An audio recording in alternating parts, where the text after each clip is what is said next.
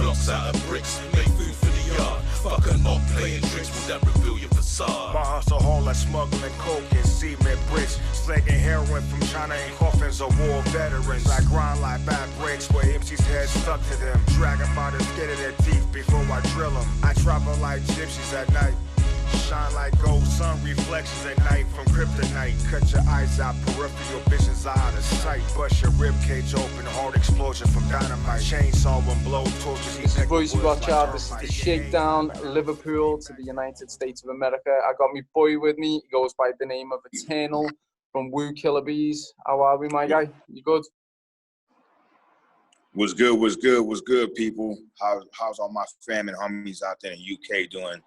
Appreciate you, Royzy. You know what I'm saying? You my fam, you my homie. Every time I come to the UK, you always hold me down. You always look out for me. You're one of the realest dudes out there. So I thank you, again, for looking out for me, showing me love.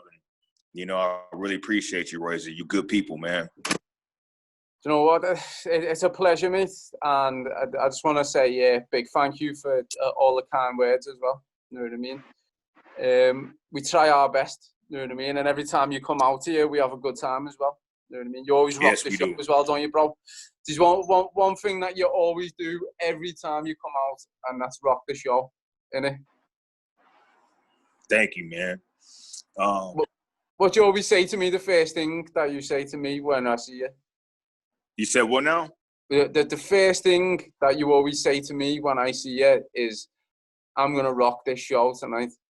Oh, yeah, I always tell you every single time, I said, I'm going to rock the fuck out of this motherfucker. You know what I mean? I hope they're ready.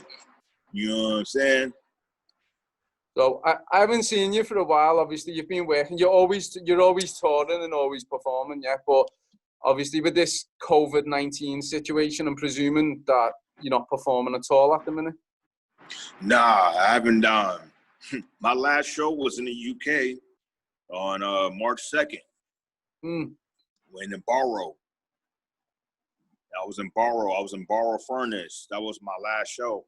I came home and, celebrated my wife's birthday on March 9th. And after that, it was over.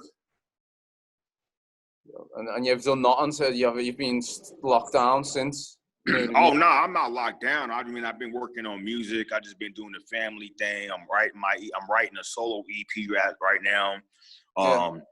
We released the Wu-Dang Swordsman EP on April 17th, which is a UK and USA collaboration project with myself, Eternal, of Wu-Tang Killa Beez, and Dancing Collective, who's based out of London and Bristol. Yeah. So in the middle of in between that, I've just been working on tracks. I'm recording my new solo EP at DJ Flipsides. So I've just been in the writing process. I've been working, selling verses, doing stuff like that with, other artists, but mainly just been writing. I've just been grinding. Been working on different types of, entrepreneur adventures. Yeah. I'm coming out with a soda, with Mike Jones. With a soda? Yeah, I'm coming out with a soda that's going to be coming out this month. It's a strawberry lime soda. I got a champagne and wine that's out. I have a CBD line that's coming out this month. So people who are in pain need CBD, for humans or pets. Your boy Eternal got you. Let me see. I'm working on a beer out of Bronx, New York with a brewing company. I'm working on the Eternal of Killa Beez cereal. So I got a cereal coming out here pretty soon as well. So that I just been going crazy, just like on the crazy merch ideas. Yo, and for you real gangsters out there, for you real pimps and players who think you really fucking about the shit, well, I got something for you too, for your bitch. Woo pads. You never know. You might be in the car and your girl might start bleeding. She might need a tampon. Get those Eternal tampons or them woo pads. I'm coming out with tampons. I'm coming out with tampons too, homie. I'm doing all types of shit. You know what I mean? I'm coming out with THC products, CBD products. So, I'm not able to do shows. So I just basically been working with companies to brand myself, put my name, my face, my image, my like, or whatever you want to call it, on different products. You know what I'm saying? So that's the new hustle right now. It's just, you know, I'm just a fucking branding hoe right now, you know? It sounds crazy, bro, but even though it sounds crazy, you're doing all the right things. They're all the things that you should be doing for branding and marketing anyway, you know what I mean? But it sounds amazing, all the things that you're doing. But let's pull it back a little bit. Let's start with the Wooden Swordsman. So obviously you've got a new album out. Is it an EP or is it an album? It's an EP. It's an It's EP. an EP. Okay. Yeah, it consists of four actual tracks, 2 intros, 2 skits, 8 tracks all together. Okay. Yep.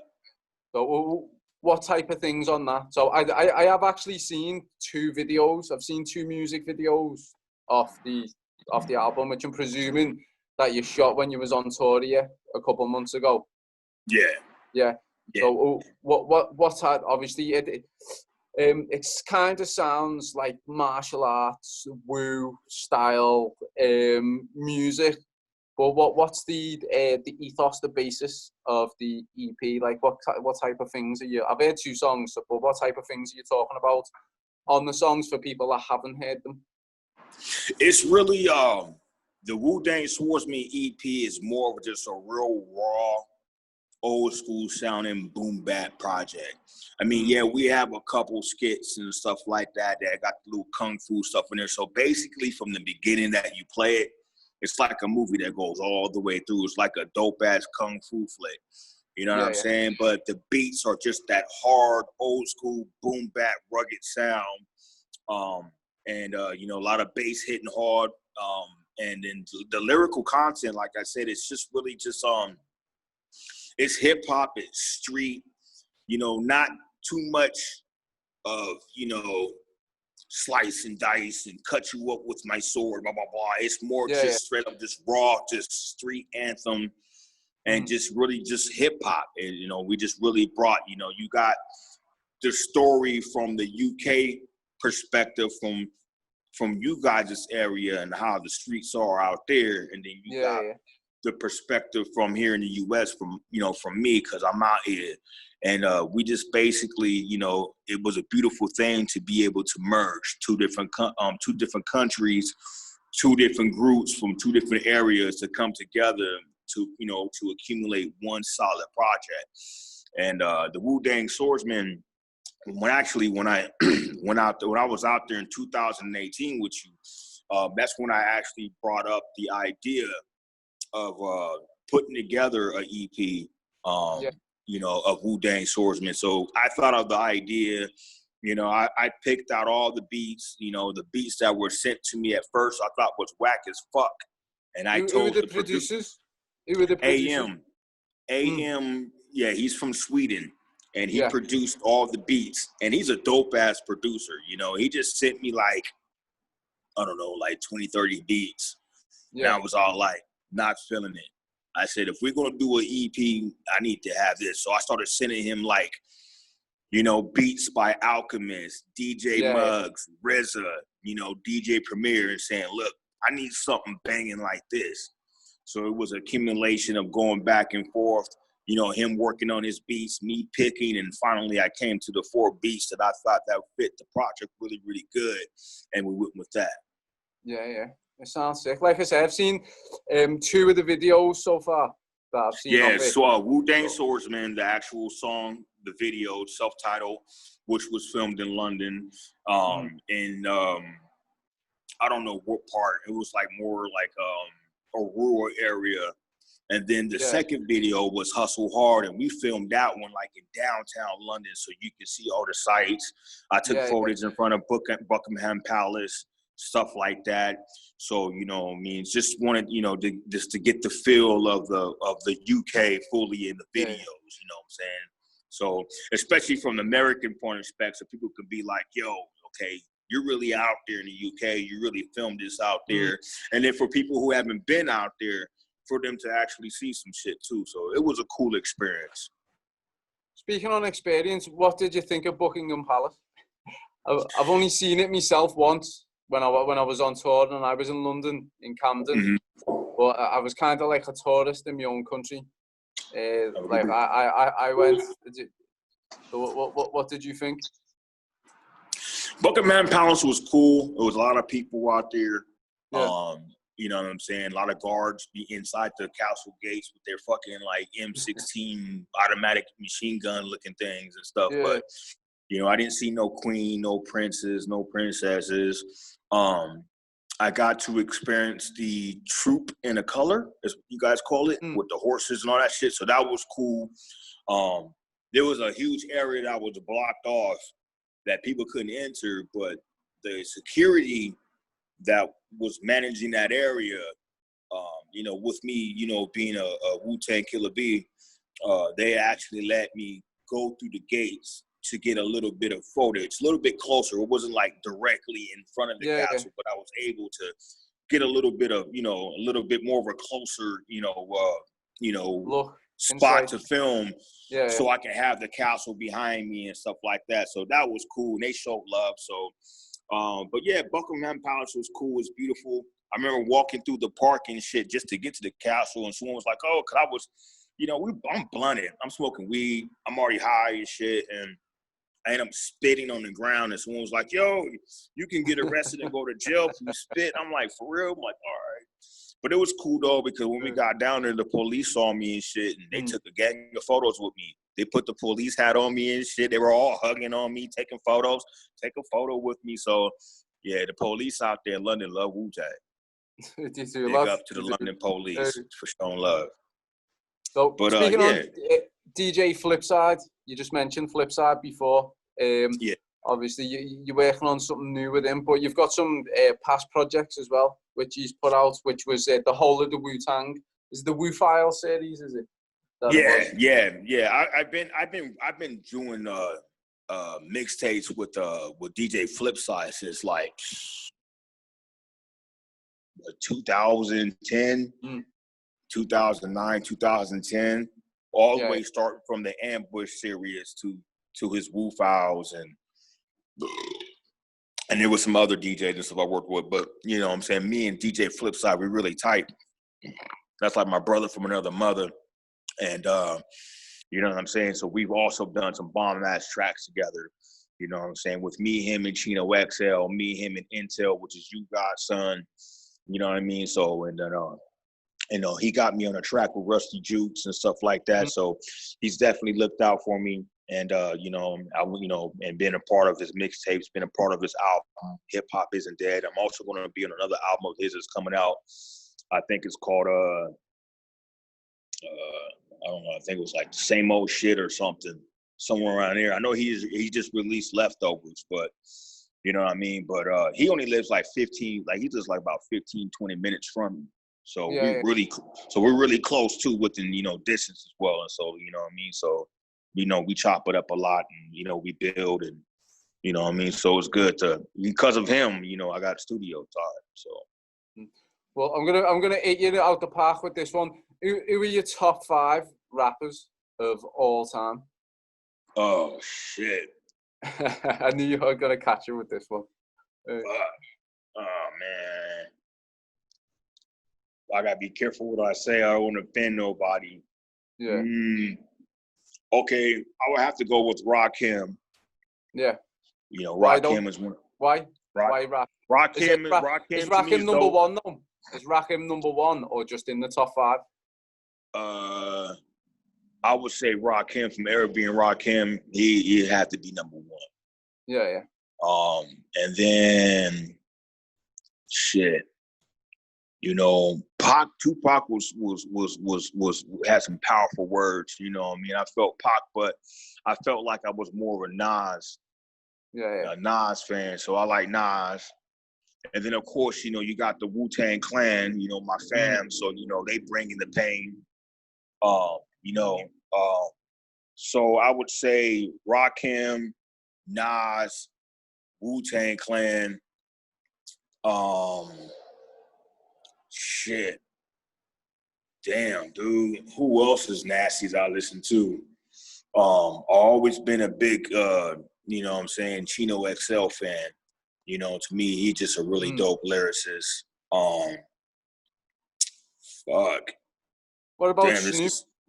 Someone was saying the other day that Snoop Dogg is the greatest rapper of all time. even though I'm from California, you know what I'm saying, West Coast forever, but you know, Snoop's cool, but to me, and this is just me, so fuck what anybody else thinks. Yeah. But I think that Doggy Style, his first album, that was it for me. Yeah. You know, he came with the Dogfather and it didn't hit as hard. And then everything else, you know, then he did the shit with No Limit, and that was cool. But, you know, the Doggy Style album, the Murder Was a Case soundtrack, the Above the Rim soundtrack, like the old, early Death Row record shit. Yeah. That was when it came to Snoop, that was the smashing. You know, and he was smashing on that. You know what I'm saying? Let me see. And Ice Cube too. You know, I've always been a Cube fan. I am saying Ice Cube always, you know, brought it to the table as well. You know, I always liked Ice Cube. You know, I thought he was really, really dope. And then when it comes to lyrical content and just like griminess, like fuck, like between Jada Kiss and Cannabis. Yeah. You know what I'm saying? So it's really hard, man. It's really hard to pick the top five because I always think that Jadakiss doesn't get enough credit for what he's actually capable of. You know what I mean? Oh no, Jadakiss is dope as fuck. Yeah. He's one of the best out there. These are someone that everyone always forgets as well. That I don't know. You might have a different opinion, but I think Royce the 5'9" is one of the sickest lyricists of all time. I never really listened to him as much. Yeah. But if you was gonna say Royce the 5'9" to be one, I would challenge that with LL Cool J. Yeah. Because people are sleeping. You got to realize, homie. Like, first of all, see, I was born in the 70s. You know, raised in the 80s. You know what I mean? So like, you figure like 1982. You know, 1983. You know what I'm saying? Like, you know, LL Cool J came out when it, like, well, actually, no, I think it was like 1985 when LL Cool J dropped Radio. You know what I mean? Like for you know what I mean? Like LL Cool J was so dope. He wrote for Run DMC.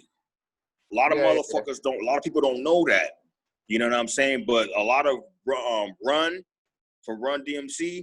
If you look in the credits, of a lot of all the Run DMC albums, you see like writer credits. Yeah. And you will see James T. Smith or James Todd Smith. That's LL Cool J. You know what I'm saying? And LL Cool J is the one artist that signed to Def Jam, and to this day, still on Def Jam. He's been on Def Jam since like 1984. He's the one artist that's been on Def Jam his entire life. Pioneer. His entire life. Yeah. You know, I feel he signed like a lifetime contract with those motherfuckers, and every album back to back, he dropped fire.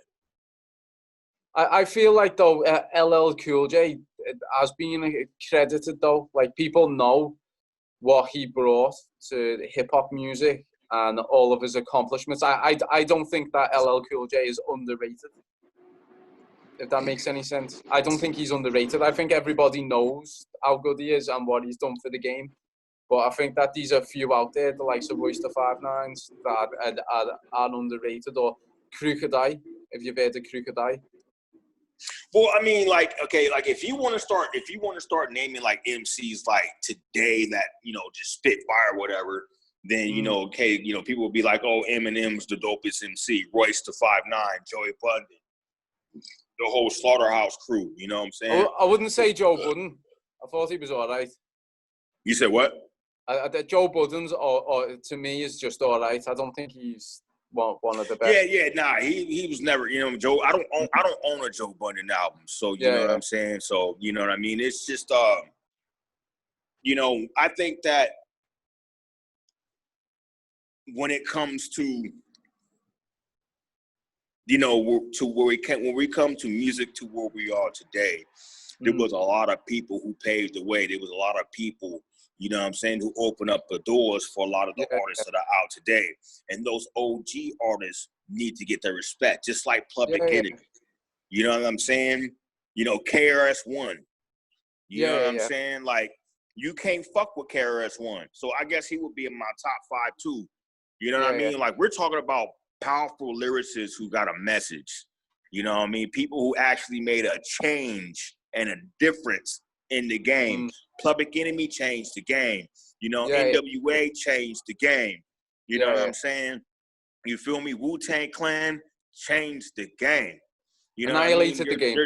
There's people out there who you know, dropped shit and came out and totally, you know what I'm saying? So when you're speaking of Public Enemy, when you're speaking of NWA, Wu-Tang Clan, Eric B. and Rakim, you know what I mean? Even the Beastie Boys, you know what I mean? Them drunk motherfuckers and shit, you know what I'm saying? You have to look at it at, like, for instance, Beastie Boys open up the door for all these Caucasian white rappers. They were the, you know what I mean? There's no white rapper. So it wasn't Vanilla Ice then, no? Nah, but I'm not gonna lie though. I'm gonna be real with you. When Vanilla Ice came up with Ice Ice Baby, I was in middle school. I bumped that shit. I bought the album to the extreme. Fuck yeah, I was a Vanilla Ice fan. I'm not gonna knock it. Everyone wants to sit here and talk shit and shit on Vanilla Ice, but it's like, for what? Because people say that, oh, he sold out because he was in Teenage Mutant Ninja Turtles Part 2. And when he started doing Go Ninja, Go Ninja, Go, like everyone was like, oh, you sold out, you're whack, you ain't from the hood, blah, blah, blah, blah. But to this day, Ice Ice Baby made history. The motherfucker sold over 1 million records within a day. You know what I'm saying? So Vanilla Ice opened the door for a lot of Caucasian rappers. He went big. I was a massive fan. Like, I what you call it? I'm friends with him on Twitter. Like, we tweet each other on Twitter. You know what I mean? Yeah. So, you know what I'm saying? But also, you got to also realize this shit too. Like, I was a real eclectic, open-minded individual growing up.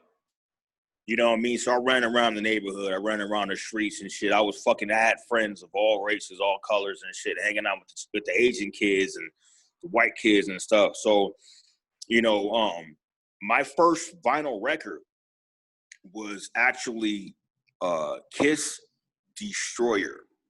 Yeah. I was a big I'm a big heavy metal rock and roll fan. You know what I mean? Like, a lot of people don't know, but like, you know, I grew up on hip hop and like that. But like, when did that come out? If you was to look at my CD collection, let's just say if you would come to my house and go through my CDs, you would see more Marilyn Manson and more Metallica CDs and Iron Maiden CDs and Black Sabbath CDs than you would hip hop. And some hip hop. You know what I mean? I have the hip hop I like, but also have, you know what I mean? Because like, when I write music, I don't like for instance, like my new solo EP, like I've been listening to like Mastodon, I've been listening to Megadeth, you know, I've been listening to the new Tool album, you know what I mean? Like, I listen to the opposite, you know what I'm saying? Because I feel like I can relate to that shit. I relate to the streets because I'm from the streets, but I just wanted something different so I'm not sounding like this other rapper. You know what I mean? You know what I mean? So it helps me stay original, just to be able to be eclectic and to tap into different genres of music and to be able to write 2 different genres of music and then take those lyrics and then slap it on a fucking hip hop beat and just be original, sound original, and blow motherfuckers away with my steez, you know? That's it. That's how you do it. But when was your first single released? Obviously, what year was that? My first joint? Yeah. Professionally or underground? Both. Well, I made my first tape when I was 6 years old. So this was probably back in like 1984. Yeah. Like 1983, 1984. I made my first tape. I was 6 years old, and I had I was living at my grandma's house. It was across the street from some Mexicans, and there were some DJs. Yeah. And they were you know, they had the little records going, whatever, they had a microphone. And like I said, I was a kid just running in the street. So I literally just walked into these people's houses just because the door was open. I was being a kid, didn't know who the fuck they was. I just heard music and they had a microphone. And I went to my grandma's house and I grabbed her Al Green tape, which you don't want to do that. You don't want to take Al Green from a black woman. Wrong thing to do. And long story short, I took her cassette tape of Al Green, who's a famous black singer. A lot of people, Afro-Americans, love Al Green. Dope beats, too. You know, Ghostface sample a lot of his drums and shit. And then, you know, back in the day, you had the cassette tapes, you know, with the holes in it. So you put the toilet paper in the little holes in the shit. Yeah, and then I could sit there and push record on the tape. Yeah, and I made a little rap tape. Now, that was my first experience. Now, when I actually dropped, like, my first actual tape that I actually sold, that was probably 1995, 95. And I was making that, and I was basically just rapping over, you know, instrumentals and stuff like that. Yeah. And then, you know, started progressing and stuff like that. I was rapping on other instrumentals until about 96. And then 1990, and then between 1996 and 1997, I got up in the studio and started making my own beats. I started my record label in 1996, which is called Castlevania Entertainment. Yeah. And so it was a process of, you know, 3 years of just, building a group, building the label, stuff like that. And then around 1999, I had a finished polished project, but I didn't release it. I released little tapes of it to friends and stuff like that. But in year 2000, I released an actual CD that was in major record stores, and that was called Castlevania, Straight from the Dungeon. And I had it in major record stores, and so that was kind of like, I guess you can say, my first professional album that I did, you know, that I produced every beat, composed, arranged, wrote my own lyrics, made the album cover, paid for the CDs, paid for the studio time, the whole nine. You know what I'm saying? And then that would cost a lot back then. Everything's cheaper now than what it was back then. Yeah, well, I got 1,000 CDs. So I think it was basically the same around there, but, you know, because I had like a 3-page cover, and it was real CD. It was real CD, so it was like not the burnt CDs. With, look at the bottom was green, like it was silver. Yeah, that made a difference too. Like, oh, this is a real CD. Because if you had a green CD and the burnt, they were like, oh, that's burnt with the whoop. You know, that's what kind of like made you a difference between like underground and for real, or who had money and who didn't have no money. So when you had like the real CD that was silver, then they were like, oh, okay, this is the real deal. And I think I got 1,000 CDs at that time, and I think it was like I think it was between 12 to 1,300 for 1,000 CDs. And I had a Mexican drug dealer who was one of my neighbors, big gangster Mexican motherfucker, killing motherfuckers, selling dope and shit. But he liked me, and he liked he heard what I was doing and shit. And I told him what I was doing. And he was like, yeah, he invested. He was like, shit, I'll pay these. He's like, hey, Holmes, I'll buy your CDs, I say. I was like, word? So he fucking coughed up the 1,200, 1,300. And then I got 5 boxes, and each box contained 200 CDs. Yeah. So he gave me 4 boxes, and he kept the box. So he gave me 800 CDs, and he kept, kept 200. And then, and that was basically about it. The only thing I feel bad for it is he was going one day and shit, and you know what I'm saying, and his girl upstairs, fine-ass Mexican girl, like, dude, she was banging, big-ass titties, sexy-ass body. I was just like, oh, I was so infatuated with her and shit. And she had a friend. I don't know what it was, but her friend came down one day or some shit. I showed her friend my dick. And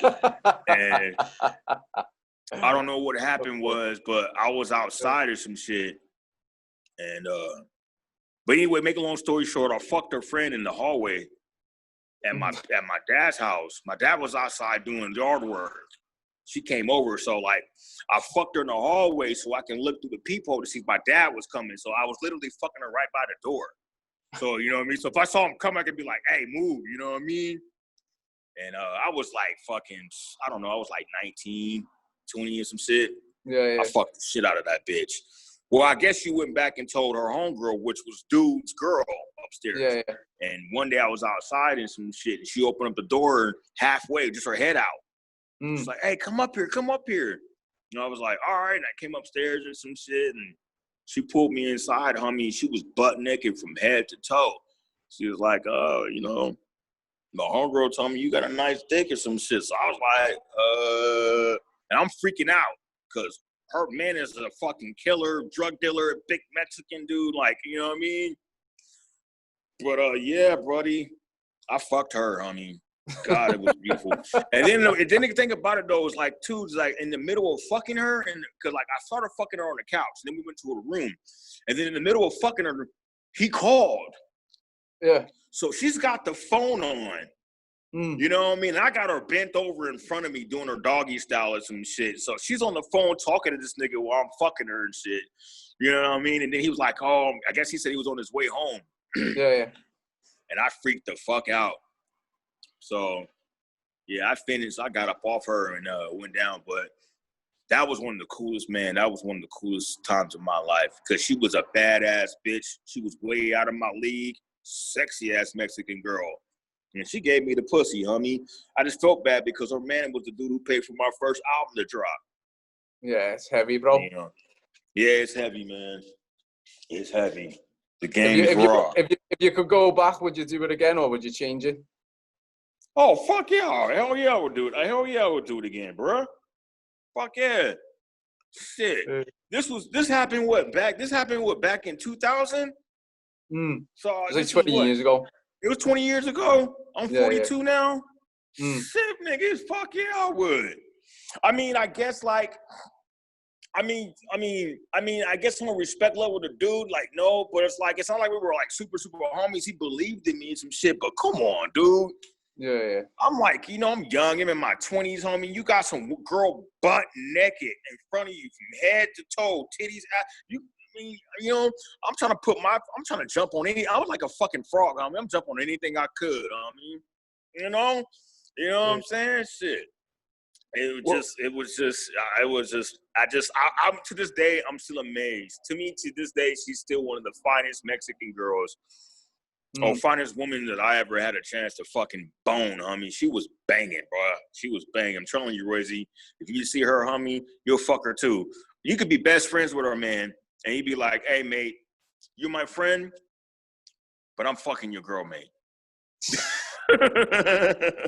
Nah, heavy, I don't mean to say it like that. I mean, I have a lot of respect for people. I wouldn't do nothing like that now. You know, I'm older. I'm more mature. I know the street code. But, you know, when you're young, you're wet behind the ears. You know, you run in the streets. You're just experiencing life and growing up. You tend to do things and shit. You know what I mean? Just like I had another homie of mine and some shit when this is probably in like 97. One of my homies, I actually had a couple white friends.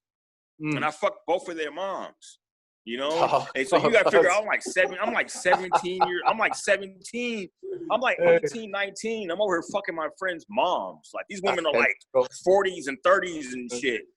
But, you know what I mean? They like the young dudes and some shit. So, yeah, I fucked a couple of my friends' moms and shit, too. I fucked a couple of my friends' sisters and shit. I think I fucked anybody that just gave me the pussy. I think I just went for it. You know what I mean? Brother, if he was my friend, my best friend, if your mom gave it to me, bent over and butt naked and took her clothes off, I'm fucking her. I mean, come on, man. Right. Other than being Bigelow, right? Other than being Deuce Bigelow. Yeah, I'm young. I'm growing, you know what I'm saying? Shit. When did you affiliate with the Wu-Tang Clan? Yes, son. Are you ready to go poop on a potty? No. We are. Oh, you got to go poop on the potty? Yeah. Keep following me. You want me to follow you poop on the potty? Uh-huh. Okay, shit's getting real. All right.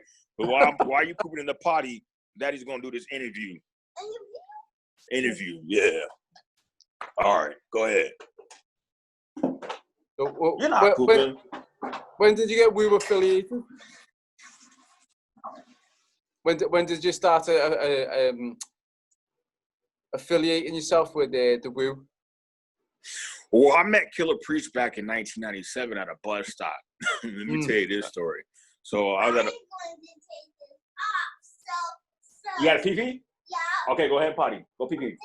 Yes. Yeah. Okay, you done?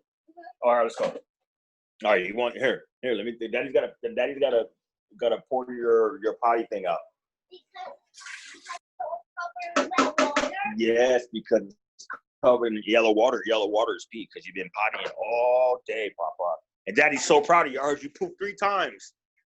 All right, that's my boy. I'm going to pour you some super stick. All right. Turn all the Go way. ahead, turn off the lights. You turn off the lights. All right. I'm going to pour you some super stick. You gonna do what? Come on. Hey. Super speed. Super speed. You wanna say hi to everybody? Say, what's up? What's up, mate? You good? Say hi. Wait, say hi. No, I just trying to. Yeah. So, shit. What was the question again? Yeah, the Woo affiliation. Obviously, you said you met Killa. I met Killa Priest in 1997. So I started building with him. You know what I mean? And then I started building with Papa Chief. And then I started, you know what I mean? So it was a process. You know what I mean? So it was around like in the 90s. You know, because 1997, RZA moved to Los Angeles from New York, and then he formed the West Coast Wu-Tang. Yeah. Which later on became the West Coast Killa Beez. Yeah. Because other people were all but hurt and mad, you know what I mean? Because, you know, everyone had their differences and stuff like that. So, so around that time, and then in 2007, Doc Doom passed away. He got, got killed on accident. You know what I'm saying? He was basically at the wrong place at the wrong time, and he caught a stray bullet. And he got killed. He got killed in Compton, in L.A. And so when that happened, you know, and then at the same time, Holocaust, you know, was he ended up on RZA's album Bobby Digital. When RZA came out with Bobby Digital and Holocaust got on that album, Holocaust literally like blew up overnight. So when that happened, he left the Black Knights. So when he left the Black Knights and Doc Doom passed away, the Black Knights manager, you know, and RZA's hype man, who's Rugged Monk, you know what I'm saying, basically wanted to put me in the group and get me up in it and shit like that, because they was like, you remind us of Holocaust. With your style and your flow and everything like that, and we think you'd be a perfect fit. So, you know, it kind of started off with that and shit. So it was just an accumulation of just, you know, meeting Priest, meeting other Wu affiliates, and then eventually, you know, meeting RZA, going on tour with RZA, you know, going to shows with RZA, stuff like that. And then basically, they put me in, man. You know, they had me come up to Long Beach one day and had me sit in the car with Crisis the Sharpshooter, who was one of the members of the Black Knights. And they put on some beats and they wanted to hear me spit. And I went at it and was just spitting fire. I was just going off the dome, and they were like, yo, that's what's up. So it was just accumulation of everything, but so yeah, it was around that time, and then from there, one thing led to another, and then things kind of got a little. I'm not really supposed to be saying this shit. We'll move on anyway. It's like basically, make a long story short, there were some differences. Yeah. You know what I'm saying?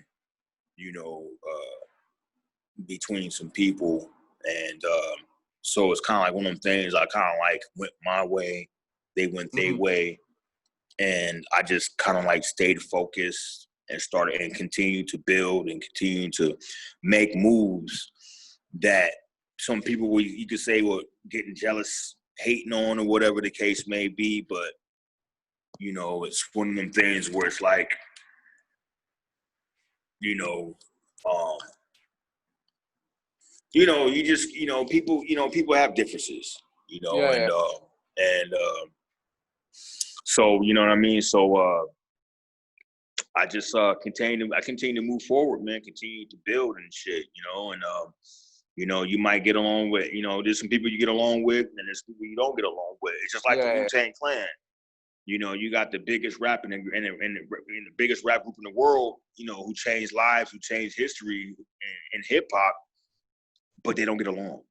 Yeah. You know what I'm saying? Yeah. So, that's the secret of the Wu-Tang Clan is like, people don't understand Wu-Tang has been broken up since like 2010. You know what I mean? Like when ODB died, it was a wrap.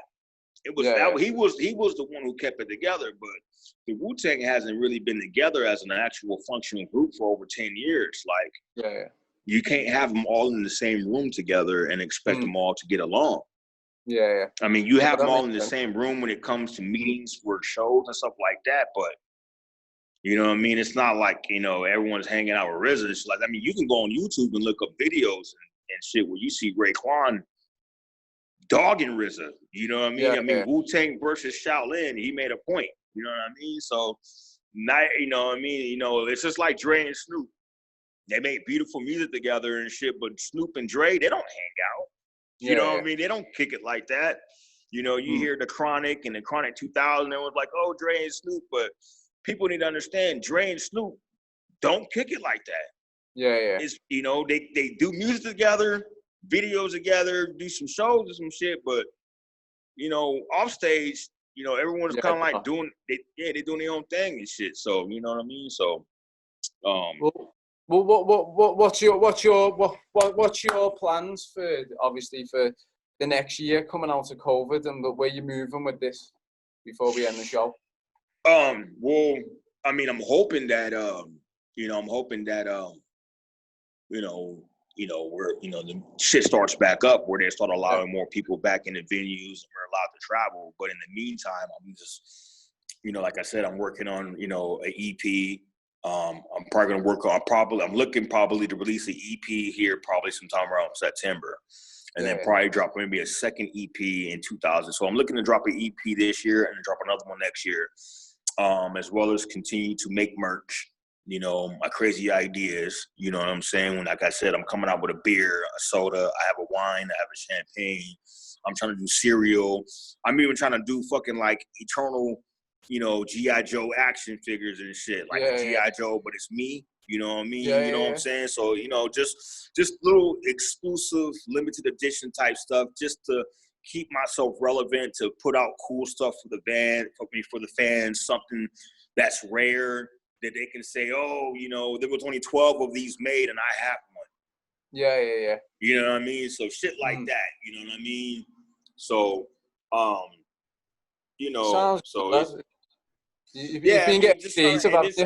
And just trying to keep money coming in and some shit too. You know what I mean? Like, my wife, my wife's father is an ex-Major League Baseball player and shit. So like my wife's whole family's got fucking stupid money. They own 7-Elevens and airport strips and shit, and you know what I mean? So like her family's got cheese and shit. So financially on that end, and then throughout my career, you know what I mean? So there's money in the bank, but money is definitely an issue right now because it's gone fast. It's, it's gone quick and shit. And, you know what I'm saying? And plus, me and my wife, we've been bumping heads. So, I don't know.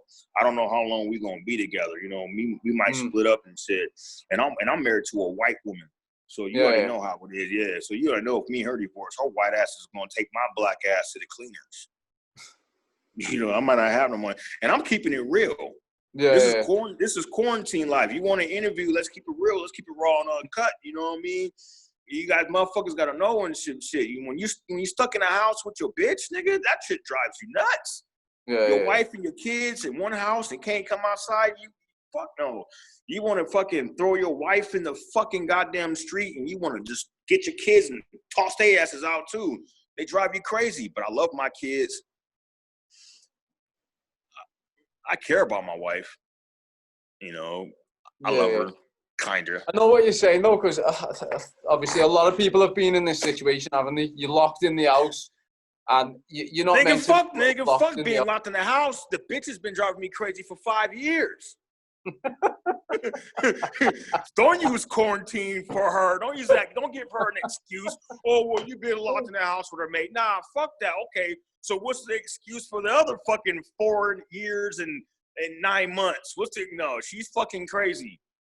You know what I mean? People gotta understand that as musicians, entertainers, sports people, whatever, some shit, divorce is high rated. Yeah. You know what I mean? When you have a passion, you have a dream, trust me, your spouse is gonna drive you fucking nuts, and 9 times out of 10, you're fighting to stay focused while she's on the other end or he on the other end, depending on what it is. I mean, this is 2020, so you got men with women and men with men and women with women. I mean, motherfuckers are crazy and freaks these days, you know? So whatever way you float, that's the way your boat rolls. You know, you know what I'm saying? You keep that shit away from me. I love everybody. I'm not judgmental, but yeah, bro. I don't pack brownies, homie. I pack coochie.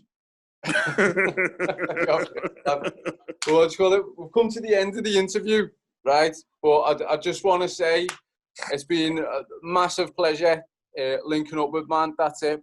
Promote that. The Wood and Swordsman. Yeah, for y'all that don't got that shit yet, y'all need to go cop that Wu-Dang Swordsman EP, available on all major digital platforms. You know what I'm saying? So go cop it. Listen to it on Spotify for free. You know what I'm saying? You can purchase it on fucking iTunes, Amazon, Tidal. You can also get the physical. We got vinyl available for pre-order. You know what I'm saying? So definitely check out the Wu-Dang EP. Like I said, I'm coming out with the solo that should be out here hopefully around September. I got some cool merch coming out. In 2 weeks, the Eternal Strawberry Lime Soda will be available. There we go. So definitely, you know what I mean? If you like soda pop, that's coming out. And if, like I said, if you're old, if you got ADHD, you got special abilities, if you in pain, you're hurting, don't worry, because your boy Eternal is coming out with Eternal Killa Beez CBD. Even for your pets. You might have an old pet who hips might be hurting and going out and shit. I'll take care of them too. I'll save you money to the vet and I'll save you money at the doctor. One drop of my shit and the back pains will go away like smoking a spliff. Yeah, man. But yo, Royzy, thank you for the fun interview. I'm just keeping it real for my fans. I hope you found it entertaining. It was, bro. I love my kids.